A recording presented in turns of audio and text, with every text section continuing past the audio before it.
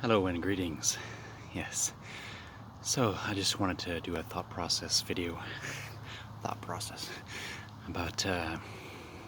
conscious mind and unconscious and supra, depending which word you like, conscious self.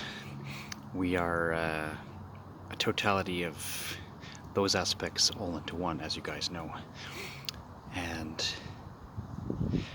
I guess this is about trying to get them to be more in unison with each other, the different parts of the self, and putting under control the things that we often take for granted or would have on sort of an autopilot type of way, like the subconscious self, and using it to direct our focus so we can fulfill ourselves more while in the day-to-day.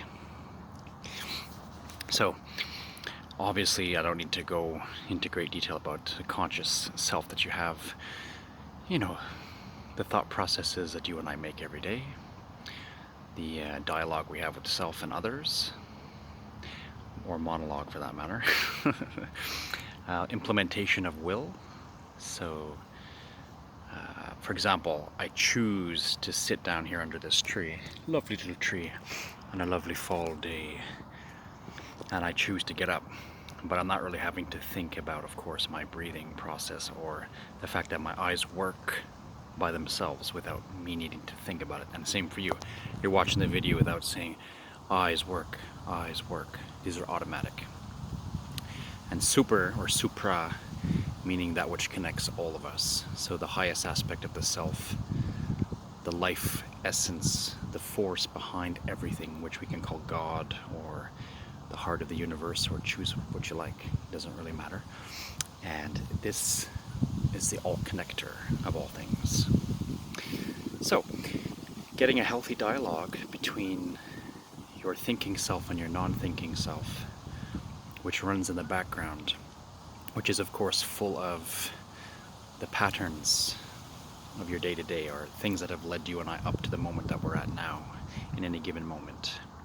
So the impressions left upon us, the experiences, the fingerprints, if you will.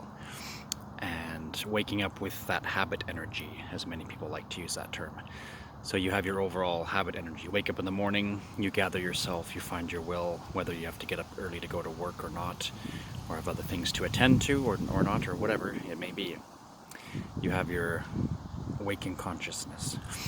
And this is, of course, the combination of the three. So the waking willpower, of course, like we said a minute ago, and then the subconscious mind that's receptive, and then the supra, which is connected to all.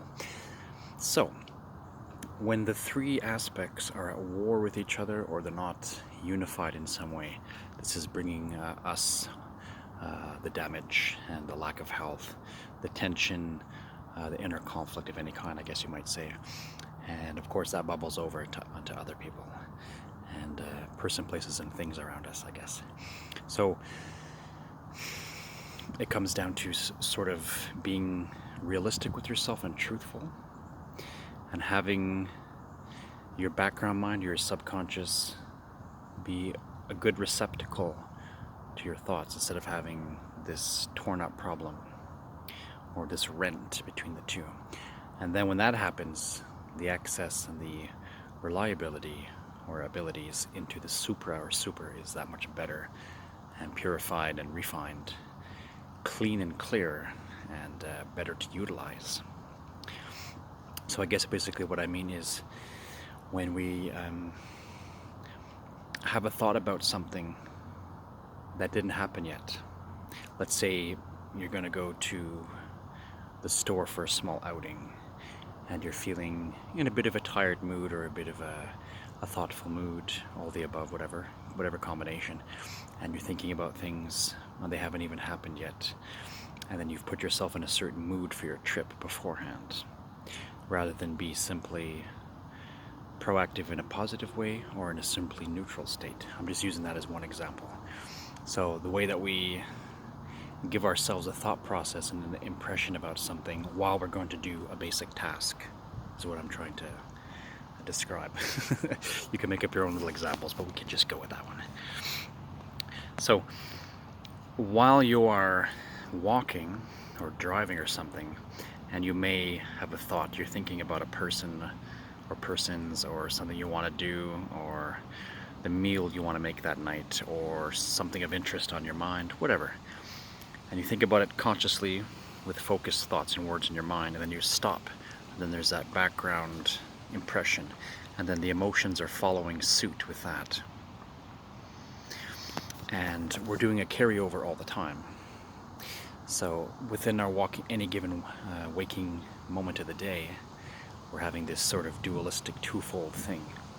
And sometimes they complement each other, and sometimes they're putting a hex on each other in a way of speaking. Do you know what I mean? Like you're thinking about something, and then you wish for the contrary, and you're worried about something, and you're making a conjecture about something, if that's the right word. And then you are having an expectation or not, or a moment of hope, a moment of fear. It could be anything. These are the things that we're all experiencing on the day-to-day.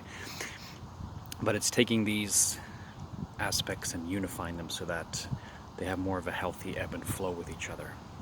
So the main point in the heart of the video now that I'm trying to get to, the strange manner, don't mind me. I can't talk good sometimes.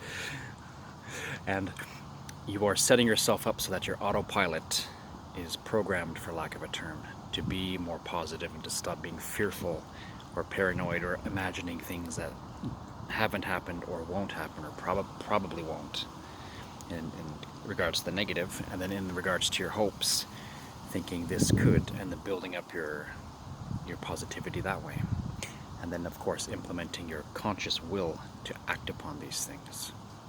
So basically what I mean is you set up your subconscious autopilot mode to be in a positive stream, to be fluid instead of stagnant, instead of waiting for your thoughts to give you an impression and then putting yourself, perhaps like I do to myself too sometimes, in a mode of fear or suspense, and then there becomes an inactivity, or you're doing things contrary to what you really like, and then you're finding yourself in these little cycles and loops and not always getting what you wish to achieve or succeeding at something because of the self-programming. So it all comes down to the active and the passive.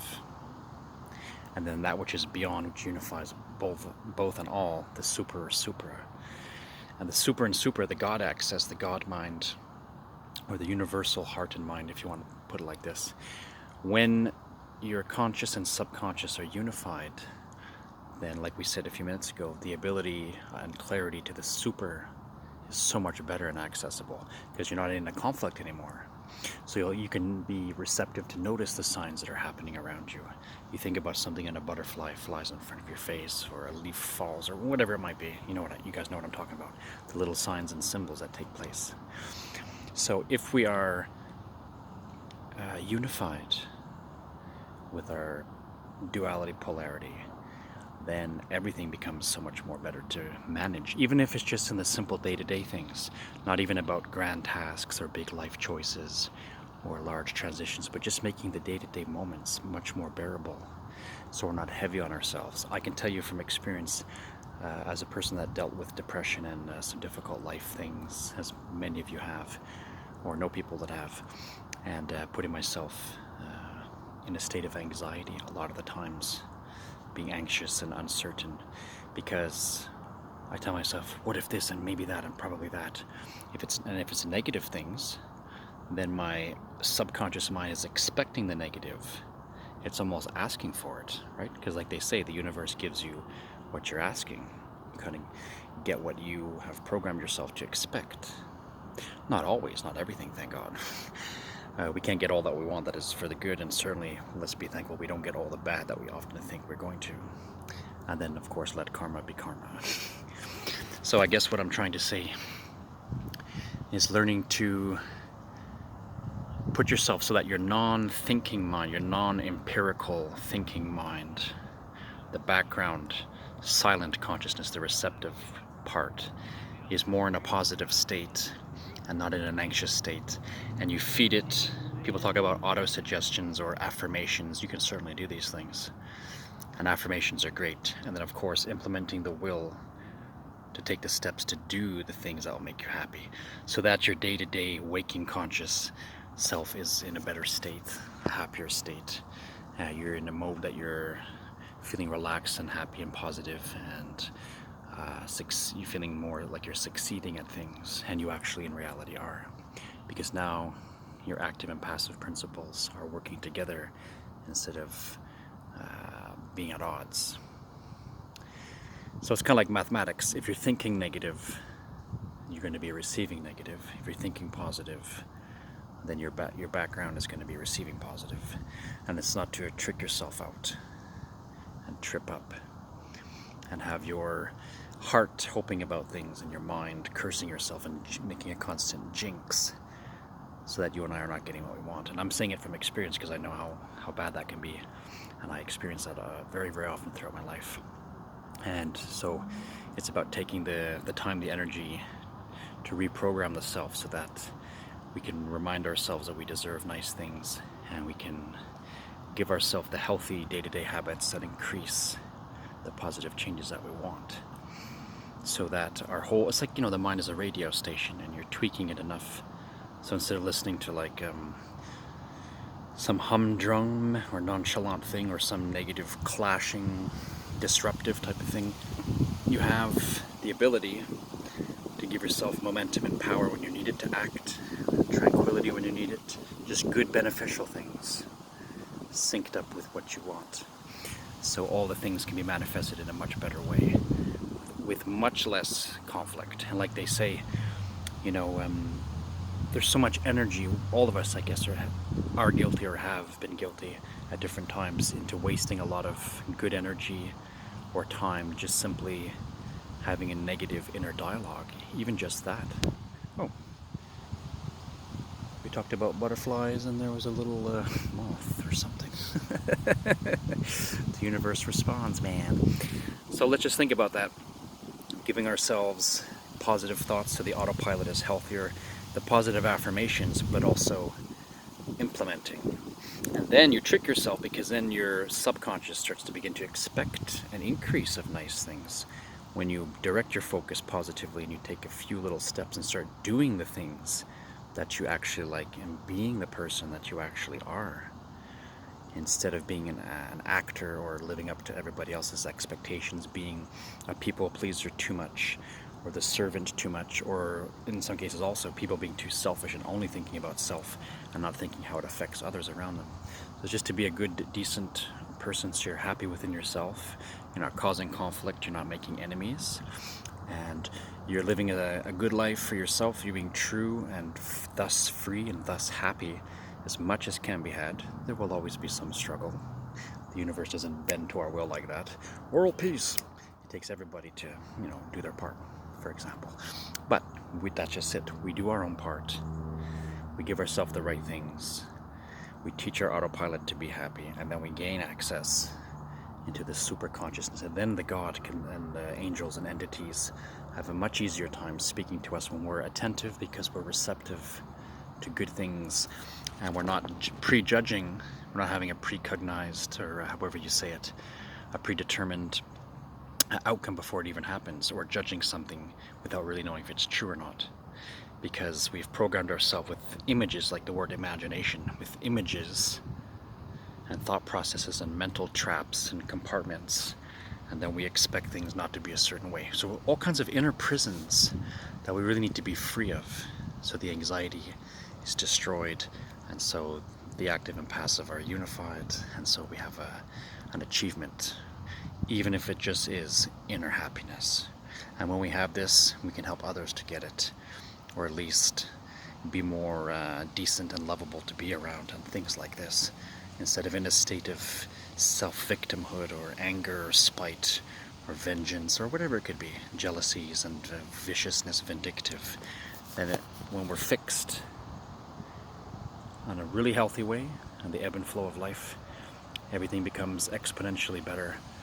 And even the baby steps mean everything. Let's really think about that and be grateful. So I guess I'm not saying anything new whatsoever. These things have been said for thousands of years in Eastern and Western and Northern and Southern schools of thought, traditions, whatever. And now it's coming more and more again to the forefront. So it's not just about affirmations and wishing for things, but it's retraining yourself daily and doing the tiniest tasks that change your habit energy so that your subconscious receptacle side or receiving side starts to expect good things, and you're feeding it good things, and then you're having this relationship, this sort of cyclical relationship, and then you're flowing like a healthy spiral.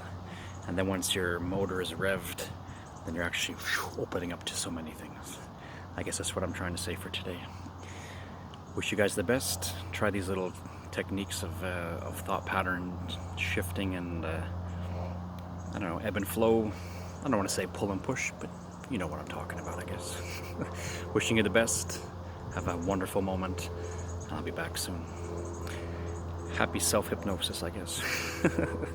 Namaste. Ciao.